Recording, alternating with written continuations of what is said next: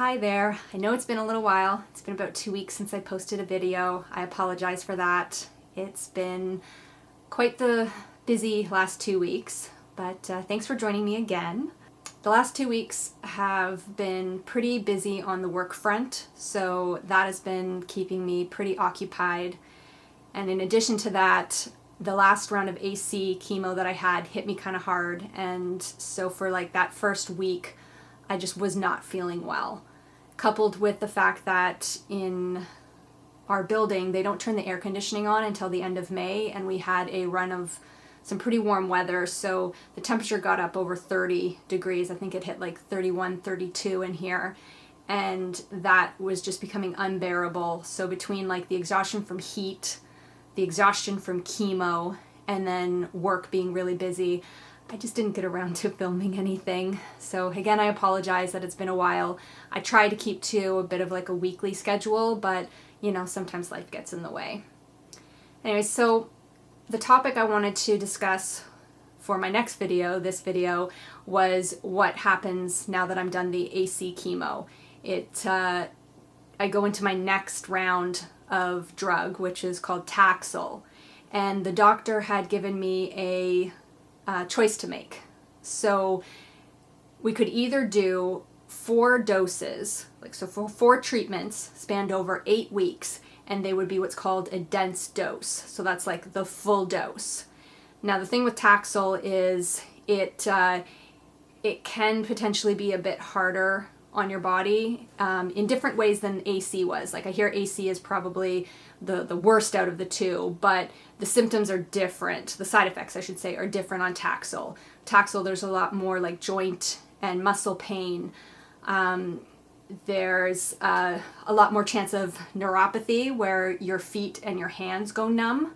So different side effects that can be taxing on your body. So I was given the option of 4 dense doses spanned over 8 weeks. So that's the same schedule as I was on for AC. It would be every other week doing a treatment.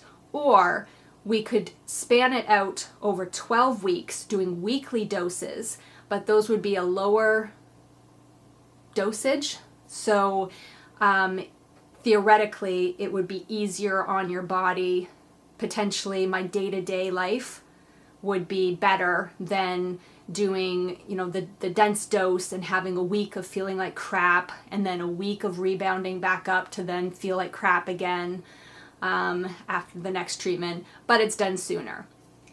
So I thought long and hard about it. I reached out to some Facebook groups to get opinions on what people have done in the past and how they fared. And of course, no definitive answer because everybody's different and everybody's cancer is different. So some people were like, 4 doses were fine, I had no side effects or minimal side effects, all good. Other people were like, 12-week is where it's at. Like that was totally changing, changing much better experience than AC.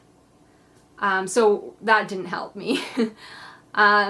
I was also concerned about, doing the 12-week, that means 12 IVs. Now I know some of you in the comments have asked about PICC lines and a port, and it's definitely something that I was considering.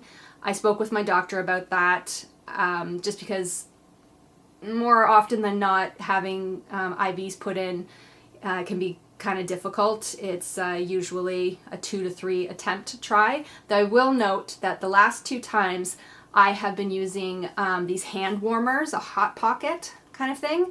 And so before I go in, I place it on my arm in this area, because they always do IVs up in this area, or maybe around the hand. That's about as low as they go. They don't go down here for chemo. So I put the hot pockets on here, and also my appointments have been later in the morning, so I've been drinking a lot more water, and the last 2 times they've gotten the IVs in on 1 shot. So anyways, PICC lines, port, I did talk to my oncologist about that, and she said I could opt for that, but most of the time when they use a PICC line or a port, that's when they're doing infusions of drugs where it's like it's a long-term treatment. I know it seems long when we're talking like 8 weeks of AC and 8 weeks or 12 weeks of Taxol, but in the grander scheme compared to other chemo treatments, it's actually a short period of time. There's also chemo drugs that are a lot harsher on your veins. So in those cases, that's where they go to a port or a PICC line. The drugs that I'm taking are considered relatively mild, and thus they go for the IV. So I decided at this point just to keep trying the IV, and if we do start getting into a pattern again of, you know, having to get 2-3 times stuck, then I was going to revisit the option of a PICC line. Though it kind of creeps me out thinking about it, because it kind of like it goes up and it gets threaded down into your, like through the blood vessel or whatever, down, and that just creeps me out. But you gotta do what you gotta do. But for now, we're going IVs. So thought long and hard about it and came to the decision that the trade-off of 12 IVs, but getting potentially a better day-to-day was worth it to me. So I chose the 12 weeks. My first treatment of Taxol scheduled for May 17th, so in my time, that was yesterday. I went in and I got the IV put in, first try, thank you Hot Pockets, and we started the process. Now, another cool thing about doing the 12-week is I don't have to take any, some of the drugs I was taking on AC. So I would have to take drugs for like 3 days, the day of treatment, and 2 days after that as well. I would have to do the Lepelga shot. And with doing the 12 weeks, I wouldn't need to take any medication. I don't need to do the Lepelga shot. With the dense dose version, the 4 treatments over 8 weeks, there's extra pills you have to take, and one of them you have to get up at like 3 a.m. to take it the day before treatment, so wouldn't need to do that with the 12-week. So anyways, yesterday I go in to get my first Taxol, and it did not go well. I mean, besides the IV going in first try, and you know, I was getting the steroids and the antihistamines or whatever it is they're giving me. Taxol has a bit of a higher rate of allergic reaction. Spoiler alert. You have to take Benadryl by mouth. You have, they give you like steroids via IV before they start putting Taxol in order to try and make it so you don't have an allergic reaction. So that was all going fine, and then we start the Taxol. And of course, I'm like, this is going to be fine, so I needed to go to the washroom, so I headed off to the bathroom as soon as they finished getting the Taxol started. Went into the bathroom, and by the time I was washing my hands, I was feeling some tightness in my chest. And that escalated pretty quickly. I made it about, 10, 12 feet to the nursing station, and just like, I had to tap a nurse, and I'm like, something's wrong, having trouble breathing. She's like, can you get back to your chair? And I'm like, yes. I start walking halfway back to my chair. My face starts tingling, my lips are tingling, and I'm like, I think I'm gonna faint. But I make it to my chair, and they come over, and by this time, the tightness in my chest has turned into pain in my chest. My face felt like someone threw gasoline on me and set me on fire. I kept saying, like, my ears feel like they're on fire.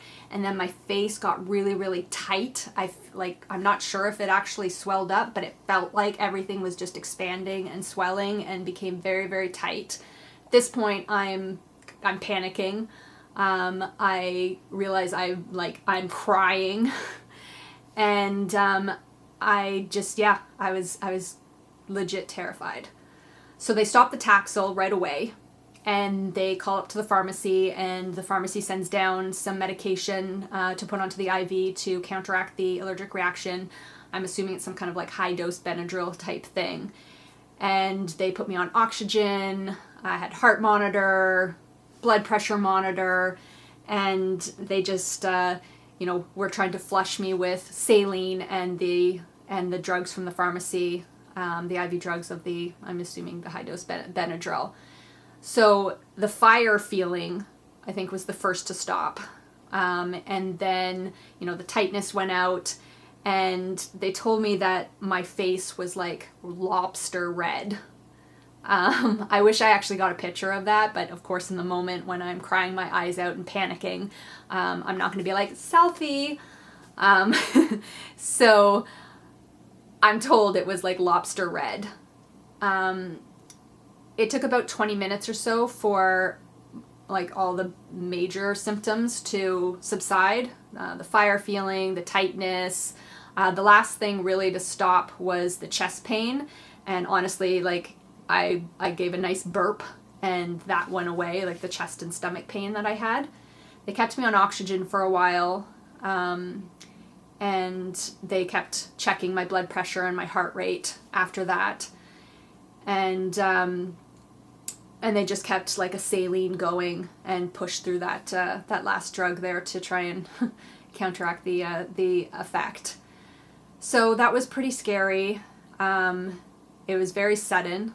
Like, it came on really fast. It was within minutes of starting the Taxol. I barely got any of the drug in me. So technically I did not have a chemo treatment on Monday because I didn't get enough of the drug to actually constitute a treatment. So my oncologist, they got her in there while I was having the reaction, so she was able to see what was happening. And she at first was saying that because of the severity of the allergic reaction, she doesn't think that I'll be able to continue on the drug. And because any alternative drugs that they would use are within the same family, she's concerned that even alternative would cause a reaction based on how severe this was. So she wasn't sure if I was going to be able to continue on with chemotherapy.